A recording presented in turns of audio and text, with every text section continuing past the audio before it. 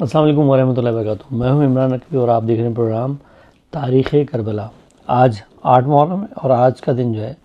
جناب مولا عباس علیہ السلام کے نام نامی سے منسوب ہے اور دنیا بھر میں علم برآمد ہو رہے ہیں اور دنیا بھر میں جو ہے آج کے دن مائیں اپنے بچوں کو سکہ بنا رہی ہیں اور مقصد صرف یہی ہے کہ ان کی خیریت کے لیے، ان کی صحت و سلامتی کے لیے امام مولا کے حوالے کیا جا رہا ہے اور یہ باب الحوائج کے حوالے کیا جا رہا ہے اور مقصد صرف یہی ہے کہ پوری دنیا میں ان ایام میں جو آج کا دن ہے وہ بڑی اہمیت کا، کہ آج کا دن اس سپہ سالار کے نام سے منسوب ہے جس نے جو آخری سپہ سالار امام حسین علیہ السلام کی فوج کا رہا. جی مولا عباس علیہ السلام کے آج اس تاریخی دن کے اوپر، تاریخی 8 محرم کے حوالے سے آج اس پہ گفتگو کی. ہمارے ساتھ موجود ہیں مشہور معروف تاریخ دان اور جناب اساتذہ میں سے جناب تنویر نقوی صاحب. تنویر بھائی، آج جو ہے وہ 8 محرم ہے اور آج ہم نے دیکھا ہے کہ پوری دنیا میں جلوس برآمد ہو رہے ہیں، علم نکل رہے ہیں اور ہر امام بارگاہ میں ایک خاص پرچم ہمیں دکھائی دیتا ہے جو مولا عباس کے نام سے منسوب ہے. کیا کہنا چاہیں گے؟ روایتی طور پہ 8 تاریخ کو ہم جناب عباس کا ہی ذکر کرتے ہیں. تمام نہ صرف سب کانٹیننٹ بلکہ جہاں جہاں بھی مجالس عشرے کا انعقاد ہوتا ہے جی یہ مخصوص تاریخ ہے. اور جناب عباس کا نام علم اور علمدار کی حیثیت سے ایسا جڑ گیا ہے کہ اب اگر آپ علم کا ذکر کریں، صرف علمدار ہی کہیں تو تصور صرف جو شخصیت جس ذات کا آتا ہے وہ ہمارے حضرت مولا عباس ابن علی مولا کائنات کے نمائندے کہیں ہم کربلا میں، اور جن کو مولا امیر المومنین علیہ السلام نے ڈے ون سے ان کی ولادت سے لے کے آنورڈ جب ہم ہسٹری میں دیکھتے ہیں تو ہم کو یہ اندازہ ہوتا ہے اور معلوم ہوتا ہے کہ مولا نے پہلے دن سے جناب عباس کو تیار کیا کربلا کے لیے، اور ان کو یہ اس طریقے سے یہ فیڈ کیا کہ یہ ایک دن اسلام کی حفاظت کے لیے تم کو اپنے بھائی کی حفاظت، امام وقت کی حفاظت کے لیے میں چاہتا ہوں کہ تم میری نمائندگی کرو، میں نہیں ہوں گا. اب اس میں یہ ہے کہ کچھ وہ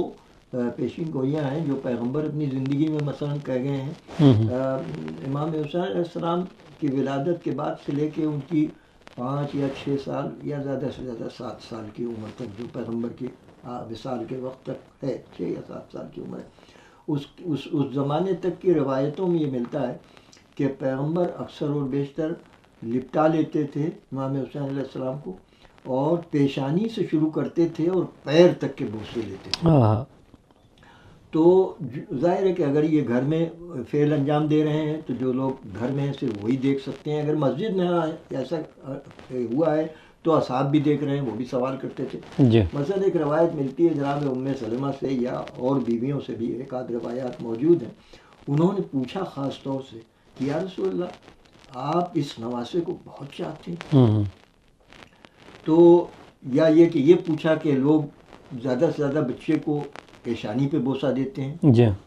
اس کے رخسار پہ بوسہ دیتے ہیں، یا بہت چھوٹا بچہ گود میں لیتے ہیں تو اس کی انگلیوں اور ہاتھ کو بوسہ دیا جاتا ہے. آپ تو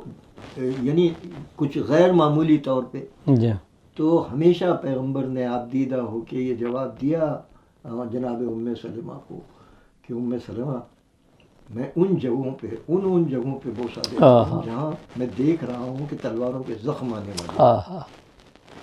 اور یہی روایت میں بھی ملتا ہے شہادت کے بعد کہ جسم کا کوئی حصہ مولا سید الشہداء کا صحیح و سالم نہیں تھا. تو یہ رسول اپنی زندگی میں لوگوں کو بتا رہے. اور اسی طریقے سے جو باتیں مولا کائنات نے اپنی زندگی میں ظاہر کی جناب عباس سے متعلق، نہ صرف یہ کہ ان کو تیار کیا، ان کو ٹرین کیا، ان کو تلوار چلانا سکھایا، ان کو جنگ کے رموز بتائے، ان کو دوسرے ان فرائض کے متعلق متوجہ کیا کہ جس کے لیے وہ چاہتے تھے کہ یہ کوالٹیز بیٹے میں آ جائیں اور میری کمی واقع کربلا میں میرا بیٹا پوری کرے. چنانچہ اس کا موقع جناب امیر المومنین جب خلافت ظاہری آپ کے ہاتھ میں آئی اور آپ حاکم بن گئے اسلامی مملکت کے اور آپ کے خلاف خروج ہوا اور لوگوں نے بغاوت کی، پہلی جنگ جمل ہوئی، دوسری اس کے بعد کچھ ہی دن کے بعد جنگ صفین شروع ہو گئی. تو جنگ صفین میں مولا کائنات کے کم از کم 4 فرزند ایسے ہیں یا بھتیجے کہ جو مولا کائنات کے چاروں طرف نظر آتے ہیں میدان جنگ میں، اور مولا نے یہ چاہا بھی باری باری کہ ایک ایک کو جو ہے وہ وقتاً جب جس کو مناسب سمجھا وہ آگے کر دیا کہ اس وقت تم جاؤ جواب دینے، اس وقت تم جاؤ حملہ کرنے. تو امام حسن اور امام حسین علیہ السلام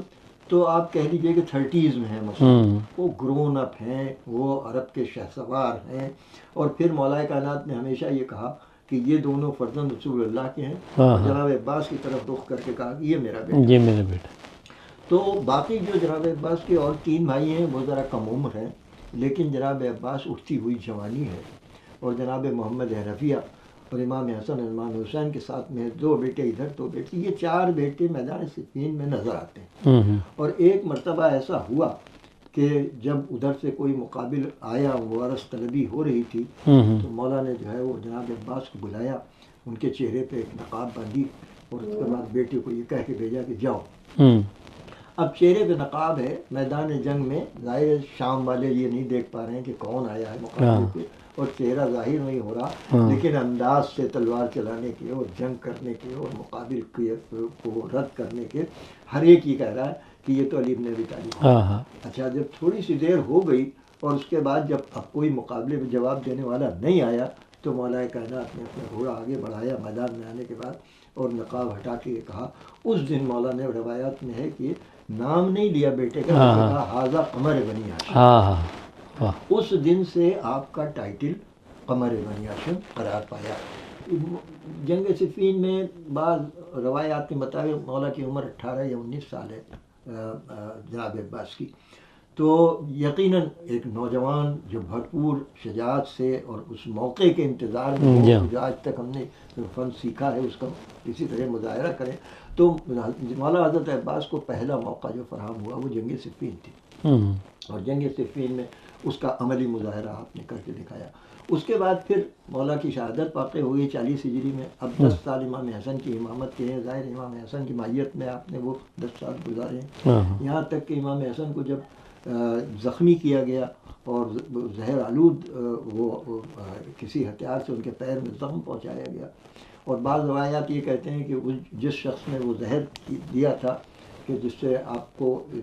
عارضہ ہو گیا اور بیمار ہو گئے، امام حسن بستر کے اوپر تھے، تو لوگوں نے جس سے آپ نے انکوائری کی. مولا عباس ہمیشہ جو سیکیورٹی کا انتظام ہوتا تھا امام حسن اور امام حسین کا، اس کے نگراں ہوتے تھے اور وہ انتظام کرتے تھے. تو جب آپ کو یہ زہر والی روایت کا پتہ چلا، تو بیمار ہونے کے بعد اور وہ صلح نامے کے ڈاکومنٹ کے اوپر دستخط کرنے کے بعد عراق سے امام حسن مدینہ چلے گئے، اور وہاں جا کے آپ کی اس زہر سے شہادت واقع ہوئی مدینہ پہنچ کے. تو اب زہر کا اثر اپنا کر رہا تھا اور اس کے متعلق چیمیں گوئیاں ہو رہی تھیں کہ وہ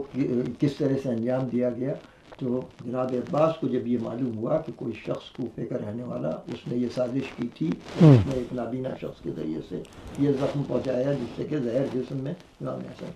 تو مدینے سے آپ ایک تیز رفتار گھوڑے پہ امام حسن کو وہاں پہنچانے کے بعد گھر پہ آئے ہیں کوفہ. اور بعض روایات میں یہ ہے کہ 1.5 دن میں وہ سفر طے کیا آپ نے. اس سے حساب لگایا لوگوں نے کہ شاید رات دن سفر کرتے رہے، اور تیسرے دن واپس آ گئے مدینے. اور اس کے بعد امام حسن کے قدموں میں اس شخص کا سر لا کے رکھ دیا کہ جس نے زہر دلایا تھا یا دیا تھا، جو اس کی وجہ بنا تھا امام کے. تو یہ ایک پریکٹیکل زندگی کا ایک واقعہ جناب عباس کی نظر آتا ہے. اور اس کے بعد پھر امام حسن کی شہادت کے بعد جب جنازہ جانے لگا تو جنازہ گھر سے چلا، ابھی جنت البقیع نہیں پہنچا، چونکہ امام حسن کی وصیت یہ تھی کہ نانا کے پہلو میں دفن کرنا. امام حسین کو یہ وصیت کی تھی اگر لوگ اس کی اجازت نہ دیں تو پھر جنت البقیع میں ماں کے پاس دفن کر دیا جائے. ابھی قبر کے قریب پہنچا تھا جنازہ کہ جنازے کے اوپر تیر پھینکے گئے. اب یہ مشکل ترین زندگی کا حصہ ہے جناب عباس کی. نہیں معلوم، یعنی کہ ایک انسان حیران ہوتا ہے کہ اتنا بہادر شخص، اتنا قوی، اتنا جنگ اور ہتھیار چلانے کا ماہر، کیسے وہ اپنے جذبات پہ قابو پائے کہ جب امام وقت کیا جنازہ جا رہا ہے اور وہ ان کے اوپر تیر برسائے جا رہے ہیں، اور امام حسین نے ہاتھ پکڑ لیا جناب عباس کا اور قبضے پہ ہاتھ رکھ کے کہا کہ ابھی وہ موقع نہیں ہے۔ اور یہ اطاعت امام کا مظاہرہ کیا جناب عباس نے یہاں کے اوپر، اور اس کے بعد پھر جا کے میں امام حسن کو دفن کیا۔ یہ مشکل وقت بھی گزر گیا۔ اب 10 سال امام حسین کی خاموشی زندگی کے ہیں کہ جو بغیر کسی جنگ یا مخالفت کسی حاکم وقت کے گزر گئے ہیں، یہاں تک کہ معاویہ کا انتقال ہو گیا، یزید خلیفہ بن گیا۔ اب بیعت کا مطالبہ ہوا اور جناب عباس کے ساتھ تمام قافلے کو لے کے آپ مکے آئے ہیں، مکے میں قیام کیا ہے آپ نے، اور پھر آپ ذیل کو کربلا کی طرف آ گئے ہیں۔ تو ایک موقع یہ آتا ہے کہ جناب عباس کے بہت کم مواقع ہیں کہ جہاں آپ نے تقریر کی ہے پبلک گیدرنگ، اس میں سے ایک یہ موقع ہے کہ جس وقت مکے میں قیام تھا امام حسین علیہ السلام کا، تقریباً روزانہ آپ ایک خطبہ دیا کرتے تھے حرم کے صحن میں، لوگوں وہاں جمع ہوتے تھے، اور ایک دن امام حسین علیہ السلام نے خطاب نہیں فرمایا۔ اس دن روایت میں یہ ہے کہ آپ خانہ کعبہ کی چھت کے اوپر جناب عباس گئے ہیں اور وہاں سے آپ نے خطاب کیا ہے لوگوں کو، اور وہ تقریر ہمارے اسٹوڈیو نے رپورٹ کی جس میں آپ نے حوالہ دیا ہے کہ یہ وہ گھر ہے، خانہ کعبہ کی طرف اشارہ کر کے کہا کہ جو امام کی طرف، یہ نہیں کہا کہ میرے باپ کی ولادت گاہ ہے، امام حسین کی طرف دوسری انگلی اٹھا کے اشارہ کیا کہ ان کے والد کی یہ ولادت گاہ ہے، لوگوں کو یاد دلایا اور ان کو پہچانو، یہ امام وقت ہے۔ یہ ایک تقریر جناب عباس کی ملتی ہے کہ جو اوپر سے چھت کے اوپر سے خانہ کعبہ کے کھڑے ہو کے آپ نے تقریر کی ہے، طویل ترین تقریر ہے، وہ مطالعے سے تعلق رکھتی ہے، اس کے اندر فضائل ہیں اہل بیت کے، اس میں معارف کا دریا چھپا ہوا ہے اس تقریر میں۔ اس کے بعد پھر آپ آرزی لیج کو سفر کرتے ہیں۔ اب ہمارے نوجوان بچے اور بچیوں کے لیے یہاں جو اور طرف مسئلہ ہے وہ یہ ہے کہ امام حسین علیہ السلام کا یہ سفر جو مکے سے کربلا تک کا ہے، اس میں بہت ساری چیزیں پوشیدہ ہیں۔ دیکھیں، ایک انسان بے سر و سامانی سے ایک دن اس سے بیعت کا مطالبہ کیا گیا، نصف شب کے قریب اس نے مدینے سے سفر شروع کر دیا، آ گئے خانہ کعبہ کے پاس، 120 دن یا 125 دن کی قیام کرنے کے بعد آپ چل پڑے عراق کی طرف۔ کہیں ایسا معلوم نہیں ہوتا کہ کربلا پہنچنے تک امام حسین علیہ السلام نے اپنے اتنے بہت سے رشتہ داروں، گھر، خواتین، بچے، بھائی، بھتیجے، بھانجے، سب کے ساتھ سفر کر رہے ہیں، کسی چیز کی کمی پڑی ہو اور کہیں کے اوپر بھی کوئی چیز شارٹ ہو گئی ہو، کھانے کی، پینے کی، پہننے کی، جو بھی سفر میں انسانی ضروریات تھی، تو کتنے انتظام سے امام نے سفر کیا تھا۔ یہ ہمارے اکنامکس کے اسٹوڈنٹس کو سوچنے کی والی بات ہے کہ یہ ہے امام وقت کا انتظام،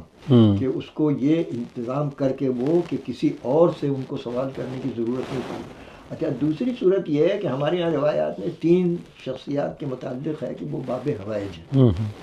اس میں سے سر فہرست حضرت عباس ہیں، اس کے بعد ہمارے 7ویں امام ہیں، ہمارے 8ویں اور 9ویں امام کی روایات میں یہ چیز ملتی ہے، اور پھر جناب حضرت علی اصغر ہیں، اور چوتھی معصوم قم ہیں جو بیٹی ہیں امام موسیٰ کاظم علیہ السلام کی اور بہن ہیں امام رضا علیہ السلام کی۔ یہ 4 لوگ ہمارے یہاں روایت میں مشہور ہے کہ یہ باب حوائج ہیں، ان کے دروازے پہ جا کے جو ہے وہ اپنی حاجتوں کو پیش کرتے ہیں مومنین، اور حاجتیں پاتے ہیں، یہاں تک کہ نہیں جا سکتے جو وہ ان کا ذات کا حوالہ دے کے دعائیں کرتے ہیں، اور وہ دعائیں بھی مقبول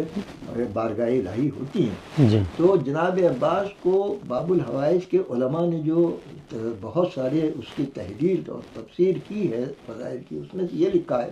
کہ چونکہ جناب عباس کو امام حسین علیہ السلام نے سفر میں ضروریات کا انچارج بنایا تھا، تو وہ ہر چیز کے انتظام کرنے کے یعنی منتظم اعلیٰ تھے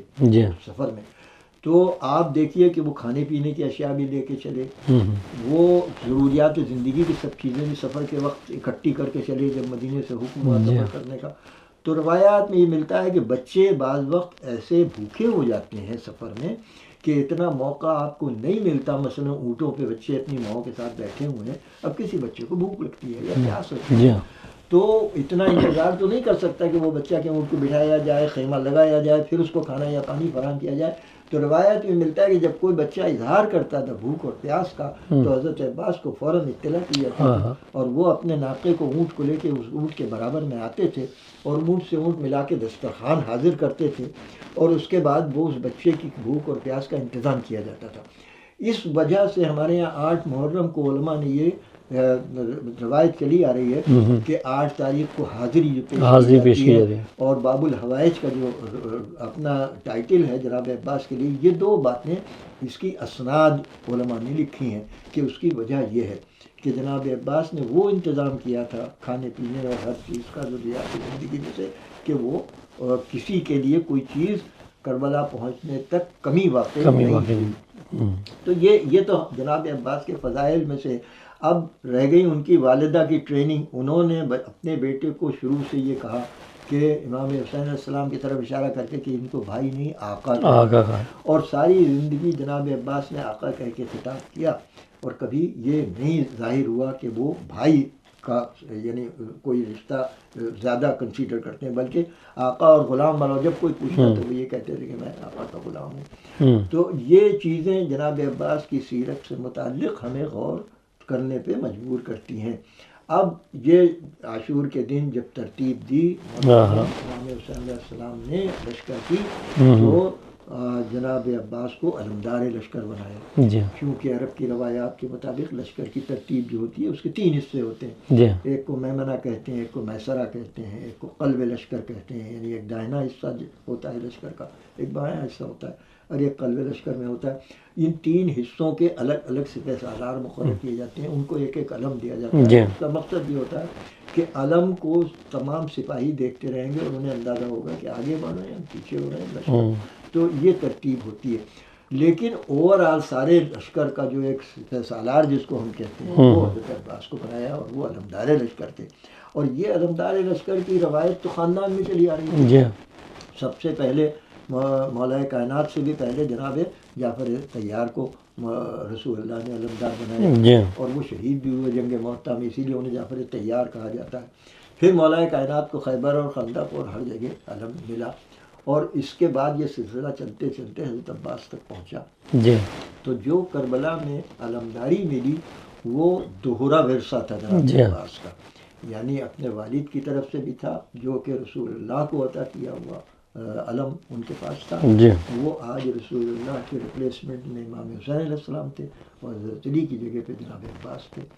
تو آج کی علمداری جو ہے وہ جناب عباس نے اس طرح ادا کی کہ انہوں نے لشکر کو اس طرح ترتیب دیا کہ آپ دیکھیے اتنے کم لوگ اور 30,000 کا مقابلہ چند گھنٹے بھی نہیں جنگ چل سکتی اگر اتنے کم لوگ ہوں، لیکن جناب عباس نے جنگ کی ایسی اسٹریٹجی ترتیب دی تھی کہ کم از کم پورا دن جو ہے وہ مقابلہ کرتے رہے، یہاں تک کہ آخر میں جب ایک ایک کر کے لشکر ختم ہونے لگا تو جناب عباس نے آ کے امام سے اجازت چاہی کہ مولا اب ہم کو بھی میدان جنگ کی اجازت دیجیے۔ اس پہ امام حسین علیہ السلام نے فرمایا کہ بھیا میں تمہیں کیسے اجازت دوں، تم علمدار لشکر۔ تو آپ نے دائیں بائیں دیکھنے کے بعد کہا مولا وہ لشکر کہاں ہے؟ اس کا میں علمدار ہوں۔ بہرحال بدر ناخواستہ امام نے ان کو اجازت دی، اور جناب عباس کو صرف یہ کہا کہ میں تمہیں جنگ کرنے کی اجازت نہیں دیتا، ہاں بچوں کے لیے تم پانی لے آؤ، اور یہ کہہ کے آپ نے ایک نیزہ ہاتھ میں لیا۔ تو جناب عباس وہ واحد مجاہد ہیں میدان کربلا کے جو بغیر تلوار کے میدان جنگ میں گئے۔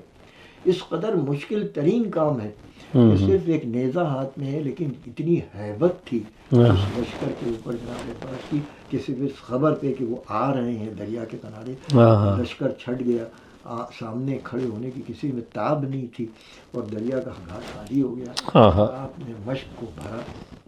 مشق کو بھرنے کے بعد لے کے چلے۔ اب ظاہر ہے کہ ایک دنیا کا دوسرا مشکل ترین کام واپس لے کے آنا، ایک کام تو جانا تھا جو اپنے آپ کو پہنچا دیا اس لشکر کی موجودگی میں، اور پھر پانی بھر کے اس مشق کو سنبھالنا، پھر علم کو بھی سنبھالنا، پھر مقابلہ بھی کرنا ہے سامنے آنے والوں کا چاہے نیزے سے ہی۔ تو اس کے باوجود لوگ جو ہے وہ ہمت نہیں تھی کہ سامنا کر سکتے، داہنے اور بائیں سے لوگ آ کے حملہ کرنے کی کوشش کرتے تھے، اور اس کے بعد بھی اس نیزے کے اشارے کو دیکھ کے جو ہے وہ دور ہٹ جاتے تھے، یہاں تک کہ دشمن نے یہ سازش کی کہ وہ کمی گاہ میں چھپ کے ان کے ہاتھ کے اوپر حملہ کرنے کا پلان کیا. پہلے دائنے ہاتھ پہ حملہ ہوا, پھر بائیں ہاتھ پہ حملہ ہوا. اب باری باری جب آپ کے ہاتھ قطع ہو گئے تو مشق کو سنبھالنا مشکل ہو گیا, اور علم کو بھی سنبھالنا تھا. تو دانتوں سے مشق کا تسمہ پکڑ کے کسی طریقے سے آپ چاہتے تھے کہ یہ پانی کی مشق خیمے تک, بچوں کی پیاس بجھانے کے لیے کسی ملعون نے اس مشق کے اوپر ایک تیر جو ہے وہ پھینکا, اور وہ اس میں پیوست ہوا, وہ پانی بہنا شروع ہوا. اب جناب عباس ہمت ہار گئے اور یہ سمجھ گئے کہ یہ پانی لے جانا تو ممکن نہیں ہے, تو پھر میرے جانے کا کیا جواز ہے خیمے میں. آپ نے اپنا گھوڑا دوبارہ میدان جنگ کی طرف موڑ دیا. جب آپ کے ہاتھ قطع ہو چکے تھے تو اپنے دفاع کے لیے کوئی ذریعہ موجود نہیں تھا. اب کسی معلوم نے آ کے سر کے اوپر حملہ کیا, سر آپ کا زخمی ہوا, سر شکافتہ ہو گیا. آپ نے آواز دی, امام حسین علیہ السلام نے آواز سنی اور یہ مشہور فقرہ کہا کہ بھیا تمہارے اس آواز دینے سے میری کمر ٹوٹ گئی. تو بھائی, جوان بھائی, اتنی بڑی تقویت ہوتا ہے کہ کمر کی مضبوطی ہوتی ہے ایک انسان کو. یہ حتیٰ کہ امام حسین علیہ السلام جیسا امام جس نے امام حسن کی شہادت پہ مرثیہ پڑھا لیکن یہ نہیں کہا کہ میری کمر ٹوٹ گئی. اس وقت پہ جب جناب عباس زخمی ہو کے گرے اور آواز دی انہوں نے, تو امام نے فرمایا کہ تمہارے نے ہماری زخم کمر توڑ دی. تو یہ اس طریقے سے جناب عباس شہید ہوئے, اور ان کی شہادت کے بعد امام گئے ہیں, اور امام کی وصیت کے مطابق علم اور مشق تو لے کے آئے, لیکن چونکہ جناب عباس نے وصیت کی تھی کہ آپ میرے لاشے کو خیمے میں نہ لے جائیے, تو جناب عباس کا خیمہ میں لاشا نہیں لایا گیا. اور اسی لیے 8 محرم کے جلوس میں عام طور سے علم جلوس ہوتا ہے, تابوت نہیں ہوتا. اس تابوت نہ ہونے کی جو توجیہ کی گئی ہے وہ یہی ہے کہ چونکہ جنازہ جناب عباس کا نہیں اٹھایا گیا, اس لیے 8 محرم کو صرف ہم نشانی کے طور پہ علم کا جلوس برآمد کرتے ہیں. اور اسی لیے پوری دنیا میں علم ہی اس دن برآمد, گھروں میں بھی علم کی زیارت ہوتی ہیں, اور مقصد صرف ایک ہی ہے, بات صرف ایک ہی ہے کہ امام عالی مقام کا جو اس سے پہ سالار تھا اس کو خراج عقیدت پیش کی جائے. اور مولا عباس علیہ السلام نے جس طرح سے میدان کربلا میں اپنا کردار ادا کیا, جس طرح سے اپنے امام کی بات پہ لبیک کرتے ہوئے شہادت حاصل کی, یہ سب دنیا بھر کے لیے لمحہ فکریہ ہے کہ امام کو کس طرح سے مانا جائے اور کس طرح سے ان کی جو ہے نیابت کی جائے. یہ غازی عباس علیہ السلام نے ہمیں سکھایا. اسی لیے آج باب الحوائج ہیں, اور پوری دنیا میں اس دن, آج کے دن 8 محرم والے دن ہر جگہ حاضری ہوتی ہے, اور جو لوگ منتیں لینے آتے ہیں وہ اسی علم سے منتیں لے کے جاتے ہیں, کیونکہ غازی عباس علمدار باب الحوائج بھی. اپنا بہت خیال رکھیے, دعا میں رکھیے. انشاءاللہ کل پھر اگلے پروگرام کے ساتھ حاضر ہوں گے. مجھے لائک سبسکرائب کرنا نہ بھولیے گا. اللہ نگہبان. بالکل 15-16 منٹ صحیح ہو گیا, بالکل ٹھیک ہو گیا.